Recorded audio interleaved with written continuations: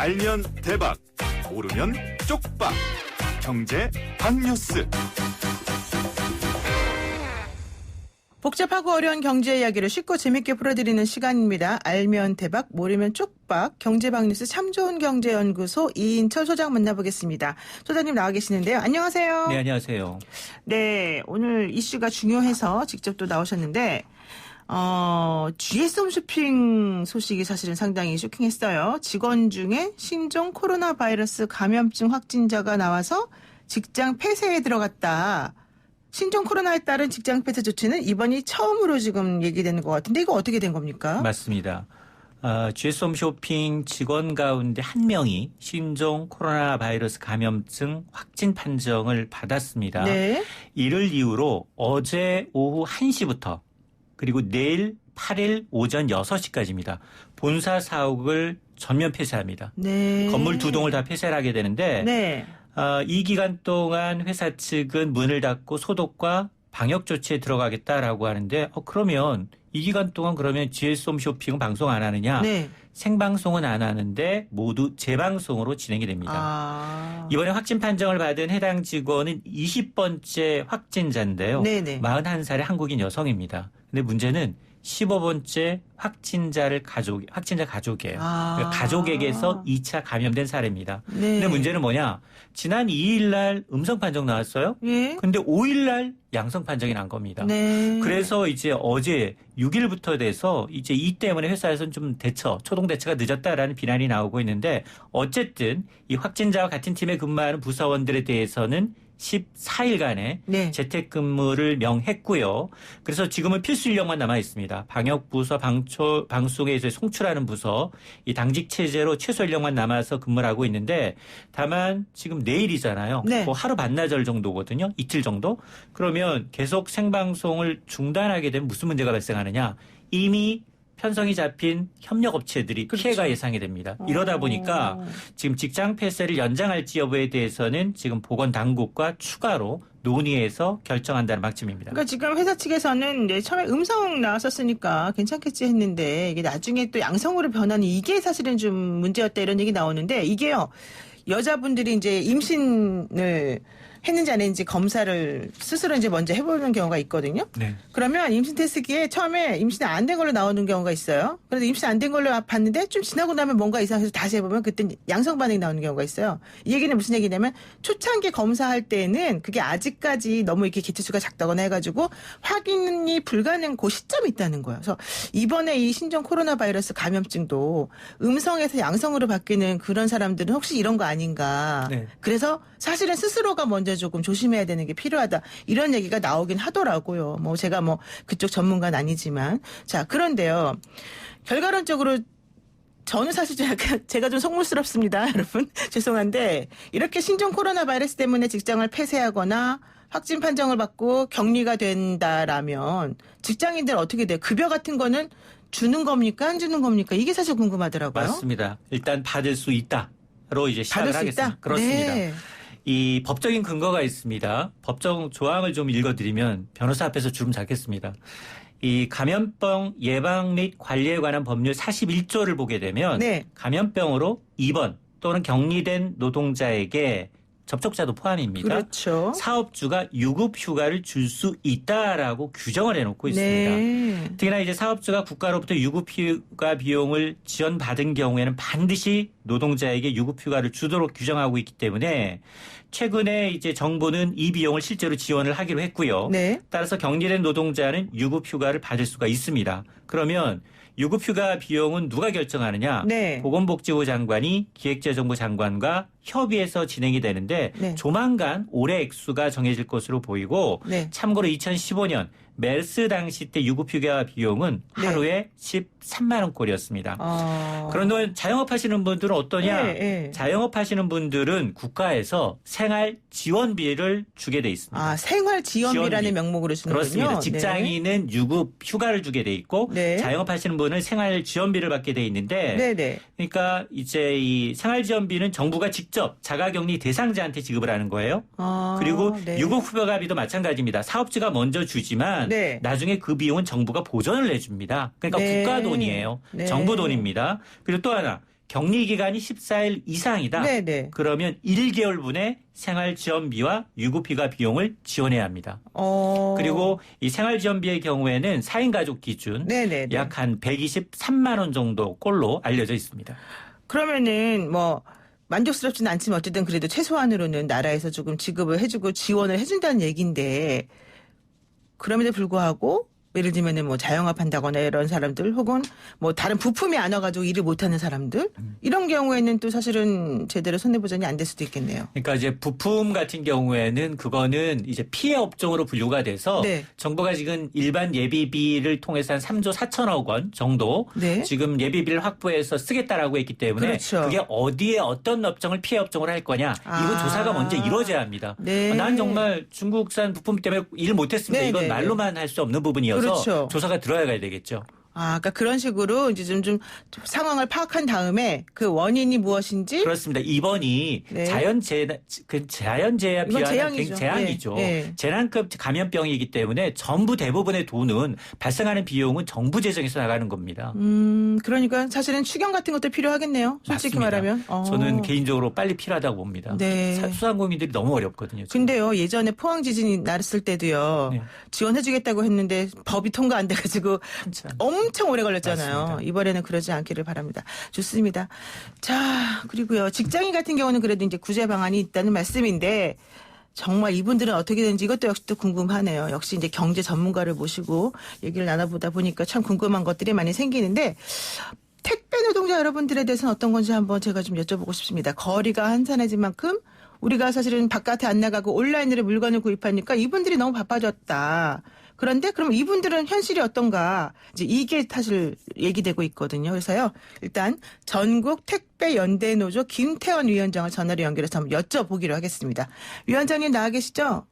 예, 안녕하세요. 네, 요즘 정말 힘드실 것 같은데 요즘 상황이 어떻습니까? 물량이 성수기가 지났는데 조금씩 늘었다는 얘기들이 많이 나오고 있어요. 물량이 늦었다는 게 무슨 말일까요? 예. 그러니까 택배 물량, 배송 물량이 네. 평상시보다 좀 많아졌다. 많아졌다. 네. 사실은 이제 얼마 전이 설이었잖아요. 우리가 1월. 네네네.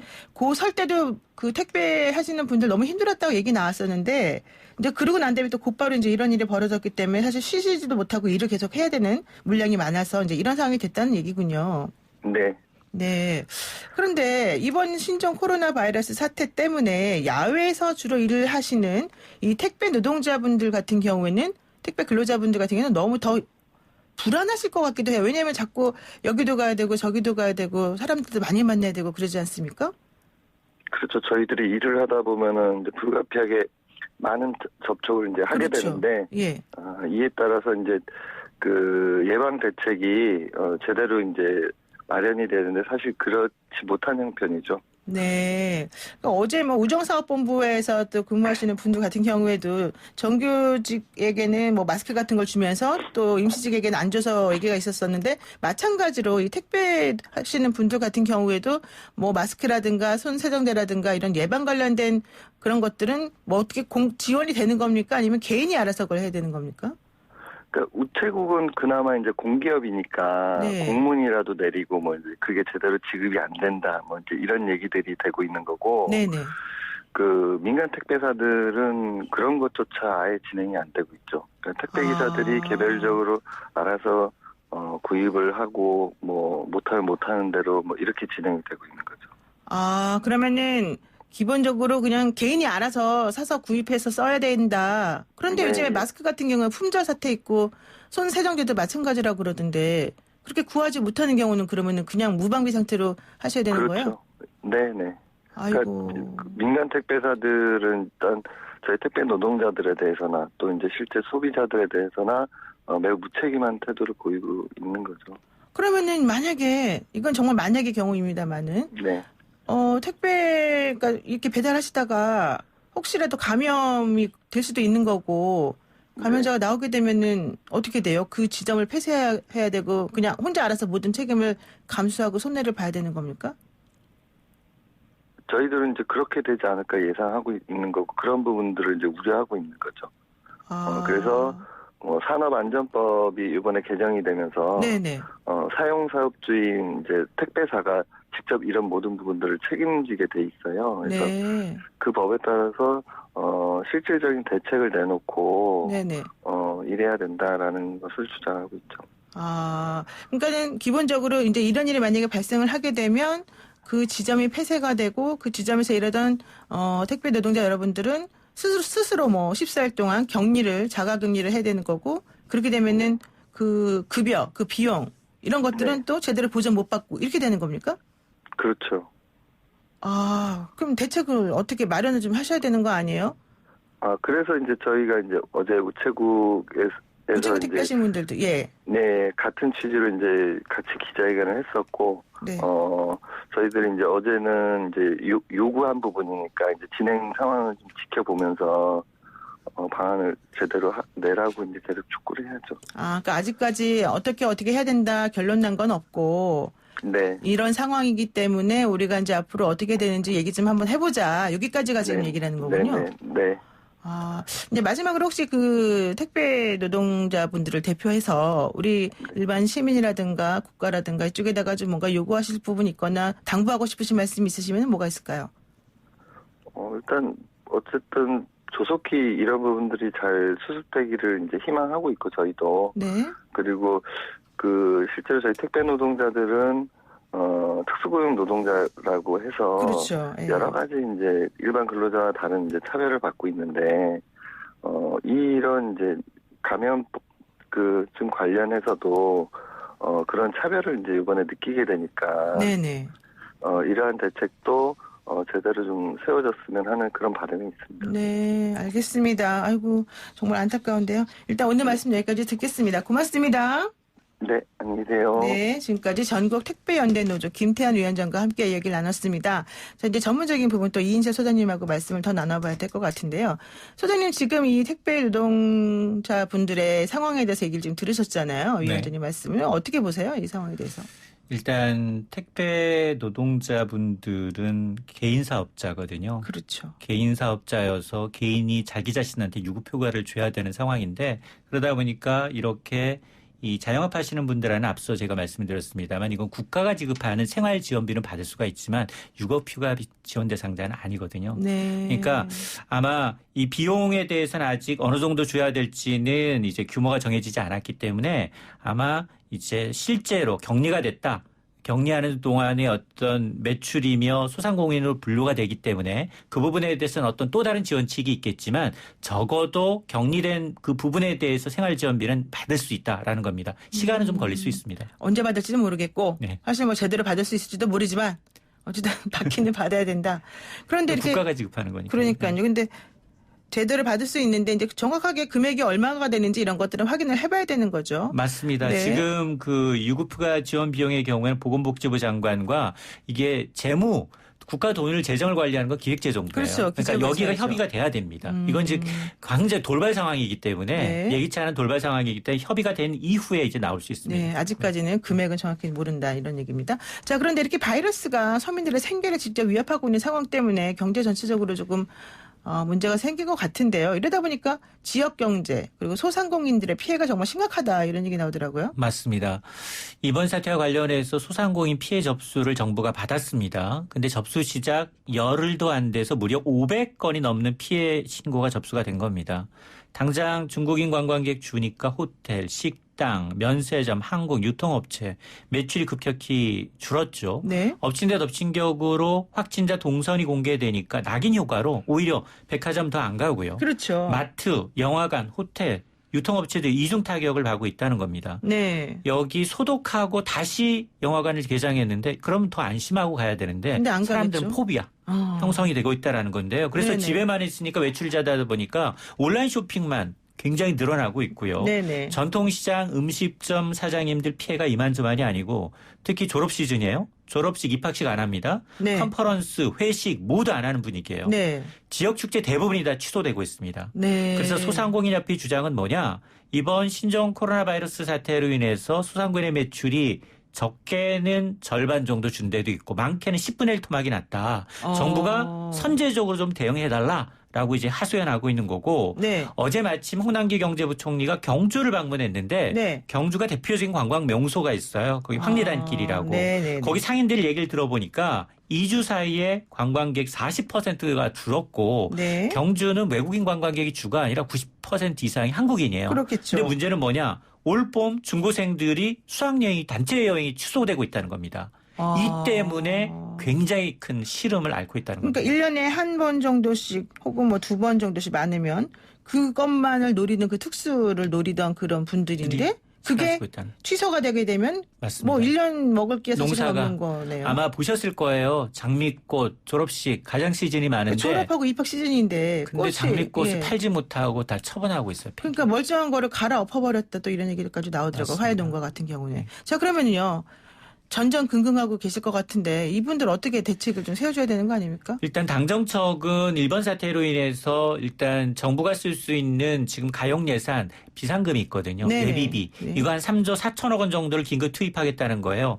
당초는 한 208억 원 정도 예상을 했는데 이미 다 소진이 됐습니다. 네. 이미 뭐 방역 대책 그리고 뭐 신종 코로나 확산으로 인해서 여러 방역 검역부터 시작을 해서 이걸 썼고 여기에다가 급한 대로 지금 정부는 단기적으로 이 어려움을 겪고 있는 소상공인 중소기업을 돕기 위해서 세금 납부 연장해 주겠다. 9개월 정도 최장. 네. 그리고 이제 세무조사도 연기해 주기로 했습니다. 여기에다가 이제 긴급 자금 명목 소상공인들이 가장 공통적으로 느끼는 어려움이 뭐냐? 이 자금이에요. 대출 연장해달라. 그렇죠. 아니면 돈 좀 자금 융자를 해달라는 건데 이렇게 긴급 자금 명목으로 2,500억 원을 공급하겠다라는 겁니다. 네. 그러면서 이제 현장의 의견을 반영해서 구체적인 피해 상황을 조사한 뒤에 이 추가 대책을 내놓겠다라는 건데요. 저는 앞서 이 소상공인의 얘기가 맞아요. 과거에도 이런 일이 있으면 뒷북으로 계속 수순위로 밀리거든요. 네, 맞습니다. 선제적인 지원이 없으면 대기업과는 달리 중소 영세업체는 망하거든요. 버티는 기간이 없습니다. 사실 짧으니까. 그러니까 이렇게 지금 가뜩이나 내수가 부진해서 소비도 안 좋은 상황에서 네. 관행적으로 사후하는 지원보다는 이런 이제 부진을 타기 위해서 조기에 좀 진작책 내지는 추경을 과감하게 네. 물론 추경에 대한 장단점은 있어요. 네, 네. 이면 잉크도 마르기 전에 벌써 추경 얘기하느냐 4월 선거도 있지 않은 선심성이다라는 네, 얘기도 네. 있지만 전 차원에서 소상공인만 보고 가야 합니다. 네, 알겠습니다. 오늘 말씀 여기까지 듣겠습니다. 고맙습니다. 네, 감사합니다. 네, 지금까지 참 좋은 경제연구소 이인철 소장이었습니다.